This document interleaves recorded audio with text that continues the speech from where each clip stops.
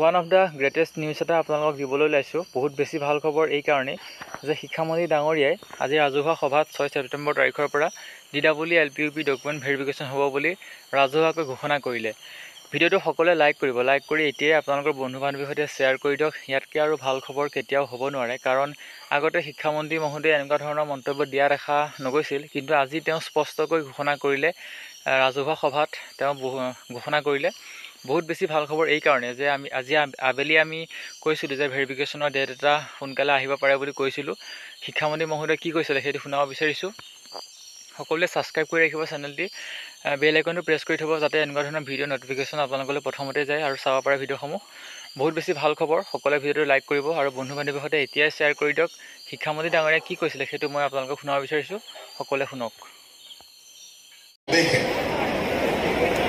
আৰু এটা ঘোষণা আছে যে ইতিমধ্যে 5,550 গৰাকী LP আৰু UP শিক্ষকৰ কাৰণে বিজ্ঞাপন প্ৰকাশ কৰা হৈছিল। এই বিজ্ঞাপনৰ আবেদন গ্ৰহণ প্ৰক্ৰিয়া সম্পূৰ্ণ হৈছে। ইয়াৰ ডকুমেণ্ট ভেৰিফিকেশ্যনৰ প্ৰচেছ আৰম্ভ হ'ব, অৰ্থাৎ নতুন LP UP শিক্ষকৰ ডকুমেণ্ট ভেৰিফিকেশ্যনৰ প্ৰচেছটো অহা 6 ছেপ্টেম্বৰৰ পৰা আৰম্ভ হ'ব। গতিকে সকলো যিসকল আবেদনকাৰী আছিলে, আবেদনকাৰীক মই খবৰটো দিবৰ কাৰণে মোৰ ফালৰ পৰা অনুৰোধ জনাইছোঁ।